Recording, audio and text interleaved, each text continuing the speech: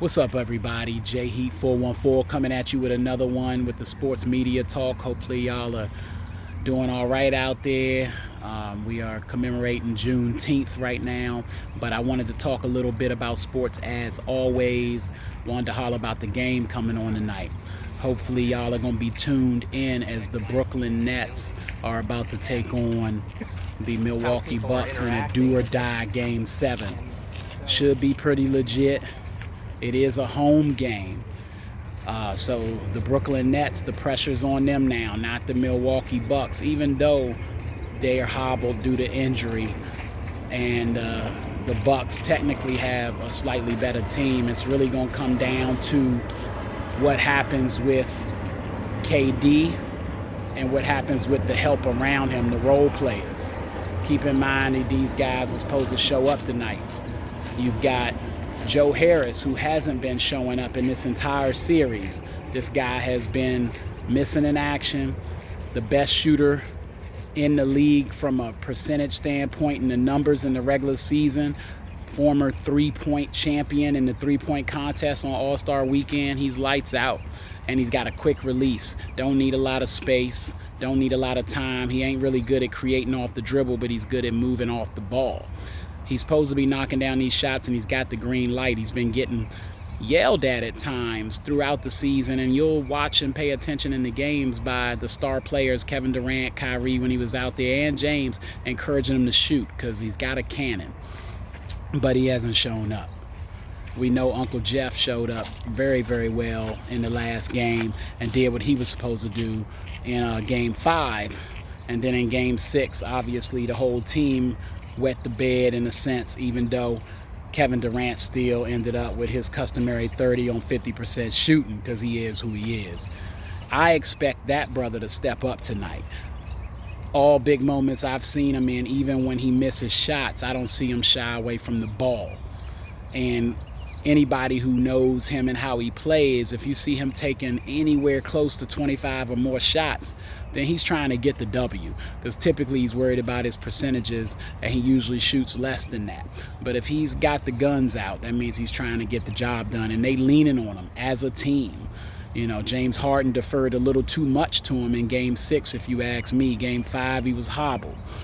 They're going to need James. They're going to need James to not only produce from keeping the ball flow going and the ball control, getting those dimes, but they're going to need a little bit of help on the boards. They're going to need him to score.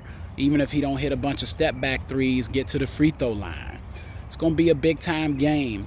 Will the Bucks come in and just figure, you know, they did what they were supposed to do, they didn't lose at home, and just be content since Giannis is claiming KD is the best player in the world already? Some people think that's a concession speech. It can be looked at both ways. It could just be respect, real recognizes real. Larry Bird did once call Michael Jordan God in basketball shoes. So it is a possibility that's the case, and we've heard other people say the same thing even during games about LeBron James, and I've heard LeBron James in the middle of a final series laud over Kevin Durant and his skills and his talent.